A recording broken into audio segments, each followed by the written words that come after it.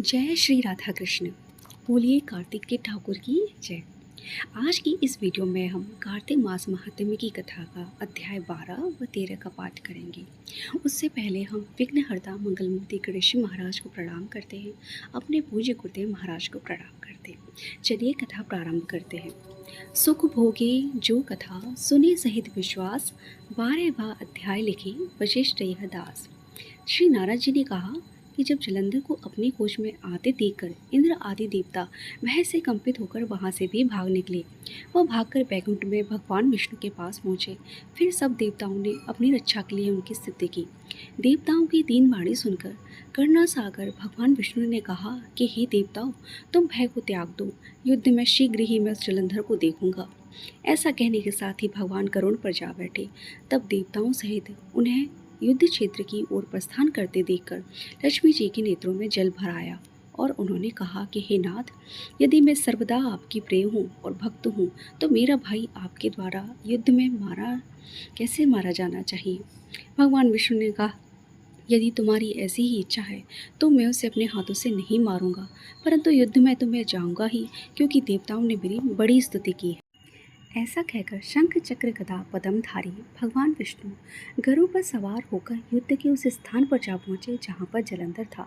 विष्णु के तेज से कंपित देवता सिंहनाद करने लगे।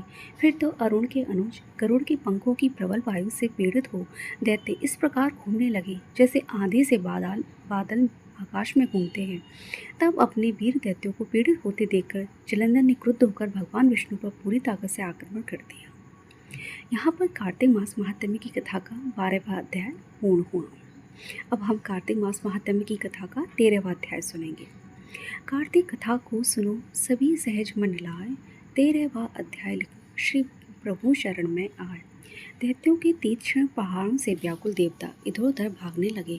तब इंद्र आदि को इस प्रकार भयभीत देखकर गरुड़ पर बैठे भगवान विष्णु युद्ध में आगे बढ़े। उन्होंने अपने शारंग नामक धनुष उठाकर बड़ी जोर से टंकार किया। इससे त्रिलोक गूंज उठा। पल भर में ही भगवान विष्णु ने हजारों दैत्यों के सिर काट गिराए। यह देखकर जलंधर के क्रोध की सीमा न रही। फिर तो भगवान विष्णु और जलंधर में महान संग्राम हुआ। बाणों से आकाश भर गया। भगवान विष्णु ने अपने बाणों के वेग से उस दैत्य की ध्वजा, रथ, धनुष, बाण काट डाले और एक बाण से उसकी छाती पर प्रहार किया। इससे व्यथित हो उसने अपनी गदा उठाकर गरुड़ के मस्तक पर दे मारी। गरुड़ पृथ्वी पर गिर पड़ा। साथ ही भगवान विष्णु की छाती में भी 30 बार मारा। इसके उत्तर में भगवान विष्णु ने उसकी गदा काट दी और अपने शारंग धनुष पर बाण चढ़ाकर उसको बीतना आरंभ किया। जलंधर भी उन सब पर अपने पैने बाण से बरसाने लगा। उस समय जलंधर ने भगवान को कई बार पैने बाण मारकर उनके दिव्य धनुष को काट डाला। धनुष कट जाने पर भगवान ने गदा उठा ली और जलंधर को खींचकर मारी, परंतु वह उस अग्निवत अमोद गदा की मार से वह विचलित न हुआ और मंदोन्मद हाथी की समान गदा की मार से फूल की माला की ही जाना। उसने क्रोधित होकर अग्निमुख त्रिशूल उठाकर भगवान विष्णु पर छोड़ दिया। भगवान ने शिव जी के चरणों का स्मरण कर नंदक नामक त्रिशूल से उसके त्रिशूल को छेद दिया। जलंधर ने झटपट भगवान की छाती में एक मुक्का मारा। इसके उत्तर में भगवान विष्णु ने भी उसकी छाती में अपने मुक्के से प्रहार किया। फिर दोनों घुटने टेककर बाहु युद्ध करने लगे। कितनी ही देर तक भगवान उसके साथ युद्ध करते रहे। जब वे कुछ थक गए तब सर्वश्रेष्ठ मायावी से भगवान दैत्य से मेघवाणी में बोले कि हे रणुद्मर्द दैत्य श्रेष्ठ, तू धन्य है जो इस महायुद्ध में इतने बड़े बड़े आयुधों से भयभीत ना हुआ। तेरे इस युद्ध में से मैं बड़ा प्रसन्न हूँ। तू जो चाहे वह वर मांग ले, मैं अधे वस्तु भी आज तुझे दे दूंगा।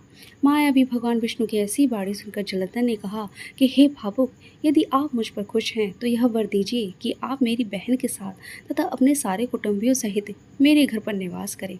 नारद जी कहते हैं, उसके ऐसे वचन सुनकर भगवान को खेद तो हुआ, किंतु उसी क्षण उन देवेश ने तथास्तु कह दिया। अब भगवान विष्णु सब देवताओं के साथ जलंधर में जाकर निवास करने लगे। जलंधर अपनी बहन लक्ष्मी और देवताओं सहित भगवान को वहां पाकर बड़ा प्रसन्न हुआ। फिर तो देवताओं के पास जो रत्न आदि थे उनके स्थान पर दैत्यों को स्थापित करके जलंधर पृथ्वी पर आया। निशुंभ को पाताल में स्थापित कर दिया और देव, दानव, यक्ष, गंधर्व, सर्प, राक्षस, मनुष्य आदि सबको अपना वशवर्ती बनाकर त्रिभुवन शासन करने लगा। उसने धर्मानुसार सुपुत्रों के समान प्रजा का पालन किया। उसके धर्मराज्य में सभी सुखी थे। यहाँ पर कार्तिक मास महात्म्य की कथा का 13वां अध्याय पूर्ण हुआ। अगली वीडियो में हम कार्तिक मास महात्म्य की कथा के 14वें अध्याय का पाठ करेंगे। तब तक के लिए आप सबको राधे राधे। बोलिए कार्तिक के ठाकुर की जय। फ्रेंड्स, अगर ये वीडियो आपको पसंद आई है तो प्लीज़ इस वीडियो को लाइक कर दीजिए और इस वीडियो को ज़्यादा से ज़्यादा अपने फैमिली और फ्रेंड्स के साथ शेयर ज़रूर कीजिए। चैनल पर यदि पहली बार आए हैं तो प्लीज़ चैनल को सब्सक्राइब कर दीजिए। आप सबने इस वीडियो को पूरा देखा, उसके लिए आप सबका बहुत बहुत धन्यवाद।